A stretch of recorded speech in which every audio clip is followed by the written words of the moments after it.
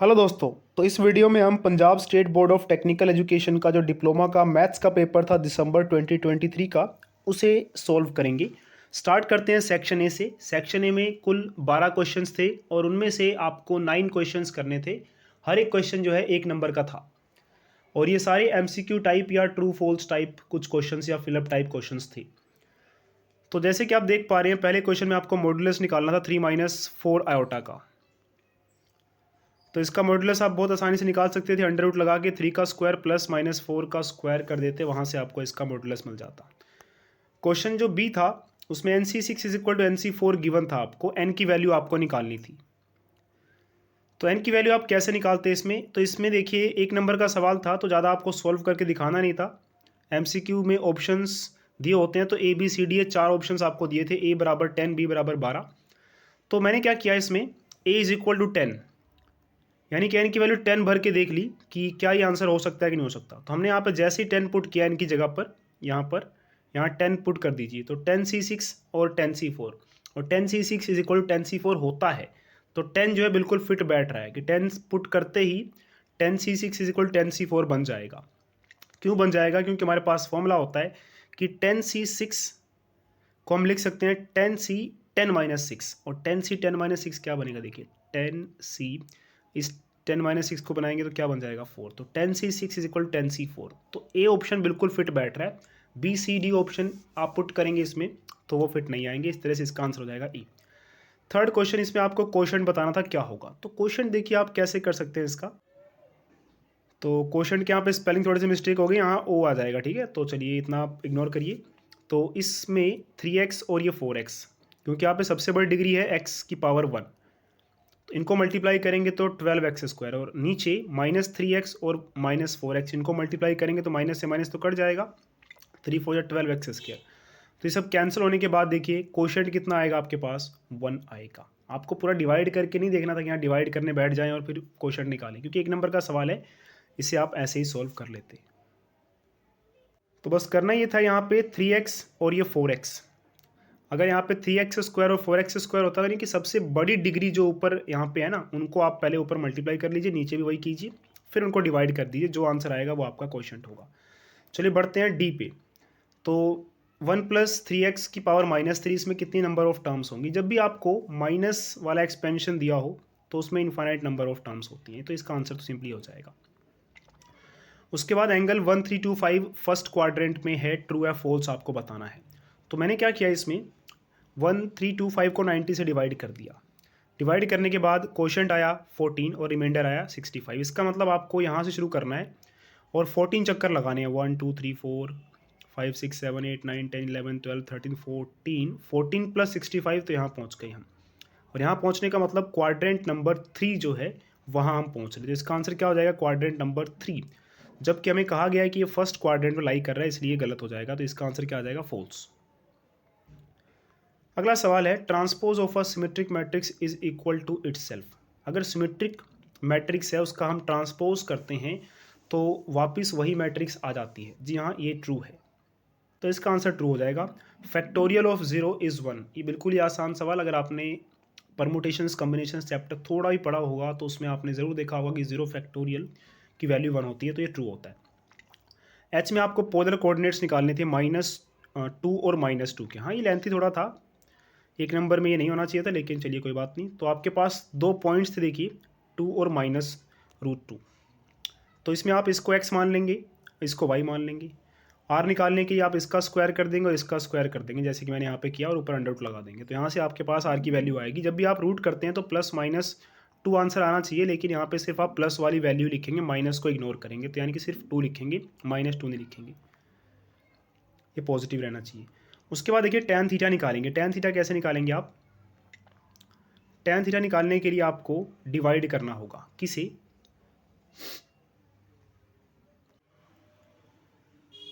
तो आपको डिवाइड करना होगा -√2 को √2 से। आप माइनस कहीं भी लगा दीजिए, वैसे माइनस कहाँ आना चाहिए था? यहाँ पे ऊपर आना चाहिए था, यहाँ पर मैंने नीचे लगाया। चलिए कोई बात नहीं, ऊपर नीचे कहीं भी लगाइए, लेकिन आपको डिवाइड किसे करना है? देखिए ये y वाला ऊपर आना चाहिए और x वाला नीचे। फिलहाल यहाँ पे दोनों सेम ही है, √2 √2। तो आंसर देखिए मिला के आएगा -1।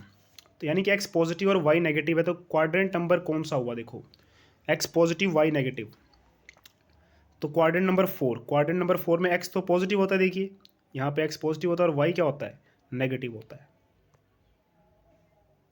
तो मतलब फोर्थ क्वाड्रेंट है, और फोर्थ क्वाड्रेंट में हम जो थीटा है वो लिखते हैं, अच्छा -1 आया ना ये, या पहले 1 देखिए 1, तो tan की वैल्यू 1 कब आती है, π/4 पे या 7π/4 पे। 7π/4 कैसे डिसाइड हुआ, क्वाड्रेंट से, क्वाड्रेंट 4।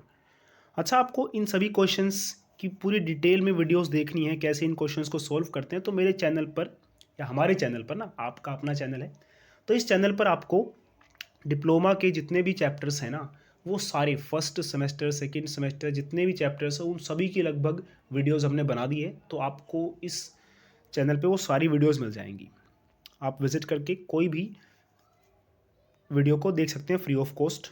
और यहाँ से देखिए हमारे पास आ जाता है -π/3 और 7π/3।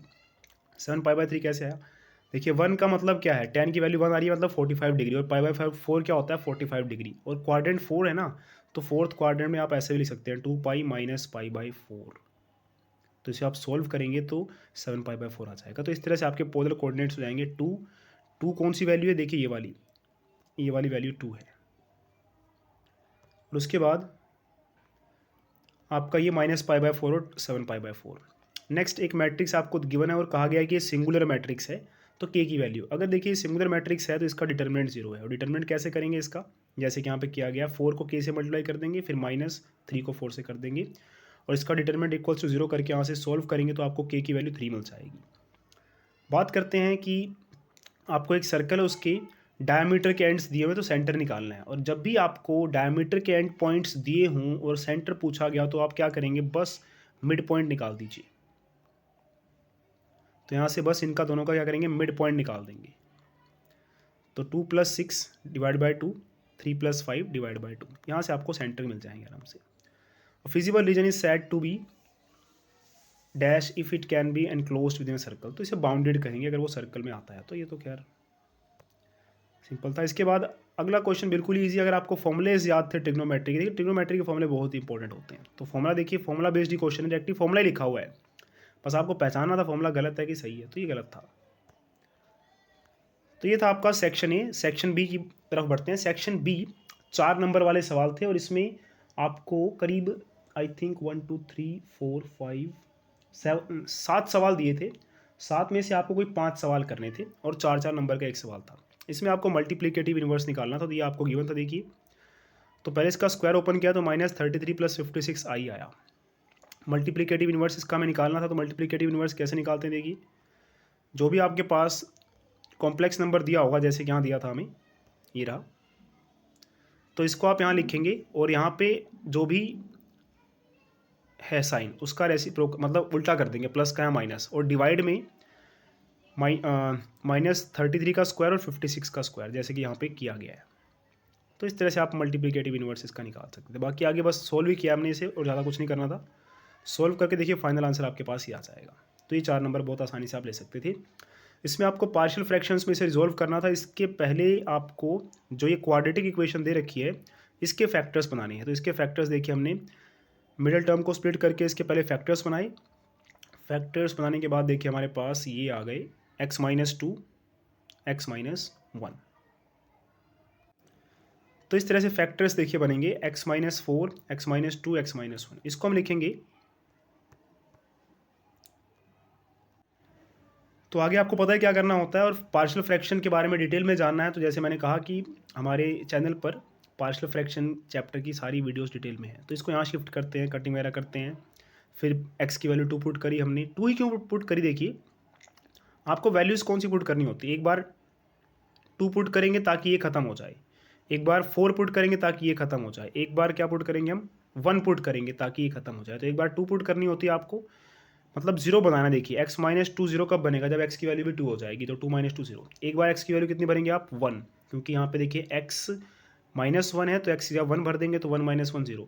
यहाँ पे देखिए x - 4 है तो एक बार 4 पुट कर देंगे तो 4 - 4 0। इस तरह से एक बार 2 पुट करनी होती है, एक बार पुट करके आप b की वैल्यू निकाल लेंगे, एक बार x1 पुट करके देखिए हमें c की वैल्यू मिल गई, 4 पुट करके हमें ए की वैल्यू मिल गई। बस जहाँ आपने ABC लिखा है लास्ट में क्या करना है आपको, लास्ट में आंसर में क्या करेंगे, देखिए ABC जब निकल जाएंगे तो यहाँ पे आप ABC की वैल्यू पुट कर देंगे, यहाँ पे A की वैल्यू, यहाँ पे B की वैल्यू, यहाँ पे C की वैल्यू। तो इस तरह से इसको आपने अटेम्प्ट करना था। मिडिल टर्म निकालनी थी तो पावर थी 9, अगर 9 है तो ओड नंबर है तो इसकी 2 मिडिल टर्म्स होंगी, देखिए एक तो 5th और एक 6th, n+1 यानी कि 9 + 1 10, 10 का हाफ कर दीजिए 5, तो 5th और 6th 2 टर्म्स होंगी इसकी मिडिल टर्म। 5th निकालने का फॉर्मूला देखिए ये रहा, और 6th निकालने का फॉर्मूला ये रहा। और अगर आपको डिटेल में जानना है क्वेश्चन कैसे सोल्व होते हैं ट्रिग्नोमेट्रिक, बाइनोमियल थ्योरम के, तो आप हमारे चैनल पे बाकी सारी वीडियोस देख सकते हैं। नेक्स्ट आपके पास था क्रैमर्स रूल यूज़ करके आपको एक्स और वाई की वैल्यू निकालनी थी। तो ये बहुत ईजी क्वेश्चन था। देखिए 2 इक्वेशंस गिवन थी, यहाँ से आप डी निकाल लेंगे। डी कैसे आएगा, देखिए यहाँ से 6 - 4 5 - 11, डी एक्स कैसे आएगा।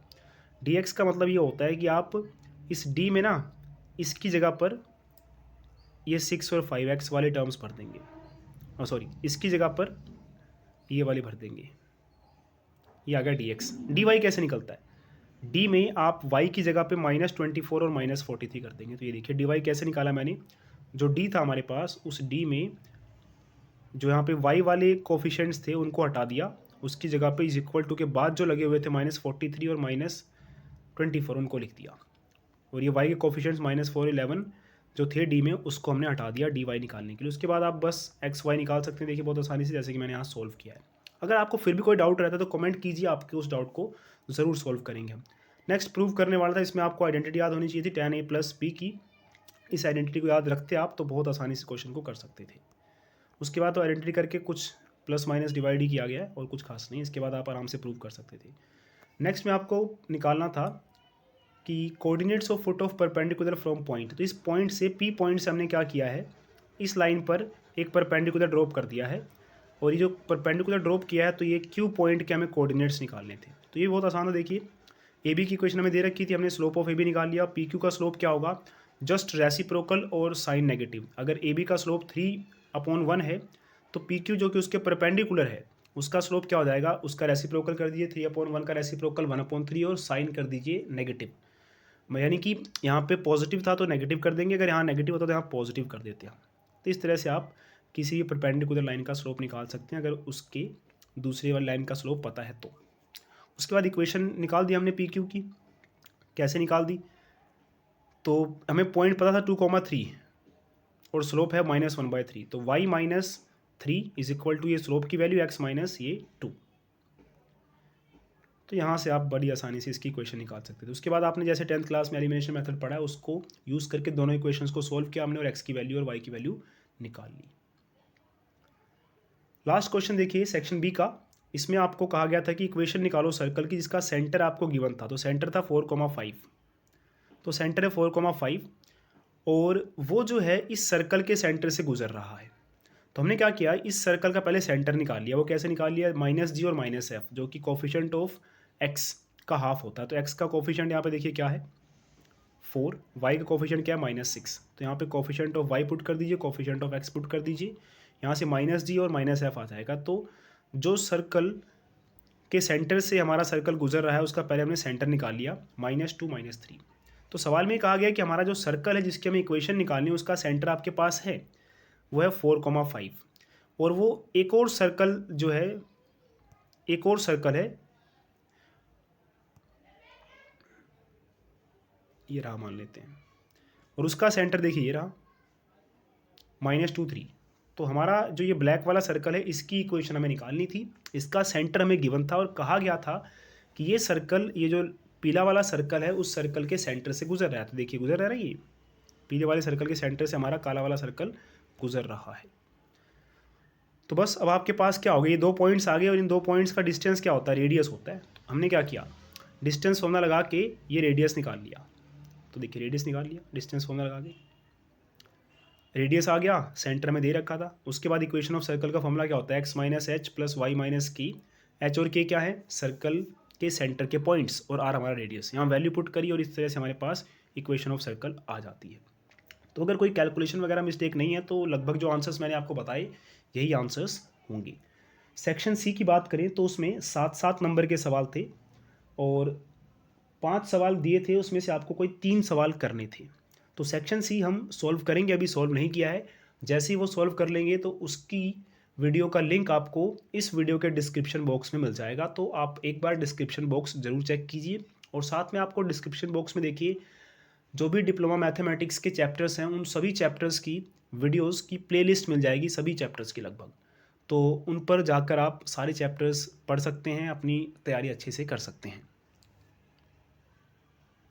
और वीडियो अच्छी लगी हो तो यार इसे लाइक और आगे इसे अपने दोस्तों में शेयर ज़रूर कीजिए, ताकि जो भी डिप्लोमा की तैयारी कर रहे हैं, डिप्लोमा कोर्स में है, तो उनके लिए ये यूज़फुल रहे और साथ ही उन्हें फ्री ऑफ कॉस्ट और अच्छी वीडियोस मिले। क्योंकि मैंने सारे क्वेश्चंस को बहुत अच्छे से डिस्कस किया हुआ है, इसमें जल्दी जल्दी किया हुआ है, लेकिन चैप्टर्स की बात कर रहा हूँ मैं। तो चैप्टर्स में मैंने हर एक क्वेश्चन को पूरा डिटेल में आपको समझाया है, ताकि आप उसे अच्छे से समझ सकें, चाहे आपको मैथमेटिक्स अच्छे से आती हो या नहीं आती हो।